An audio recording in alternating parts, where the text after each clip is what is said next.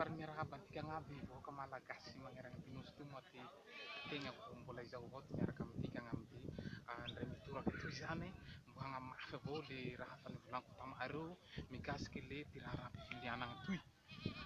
iankina ty ho abitika anio ka izay tsy mahakivy zao mbola magnentagna atika avao tika vahoaka tika longo iaby androy agny tika androy atoy agnentagna atika zany hitsangagna amy ty raha rahampitianagna toy hanogny ianatika io dia imarika tatandraza mitsangana tika longo iaby zao agnaty ty magnentagny longoko aby reo amizao fotoana zao magnentagny longo iaby magnentagny longo efa ty Ambombe androy Amboasary atoy fatry ty Amboasary atoy aby agnentagna koa hoe aiaby tika longo mitsangana atika hanohagny ty anatika toy de imarika tatandraza zay ty antony ty mahatonga zao magnentagna zany magnentagna amy ty raha toy satria haintika fa ty loha ereo ambany andro de ereo ambany andro avao ty ereo hitondra fa tika sisy tany tsy avela ereo hitondra zay mahatonga zao zany mitety mihitsy reo teteziko ty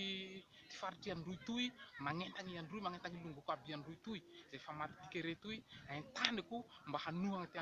hanohy tatandraza hiaro tatandraza hitsanga hiaro tatandraza fa hatsanga atika ianatika filohantika côté filohantika Toliara antika tsy filohana Ondata io tsy filohova reo koa atika hitsangagna atika côté hanagna fanjakam-pisioro fanjakan'Andriamanitra zay ty hafatsy de misaotra antika agnaby veloma tompoko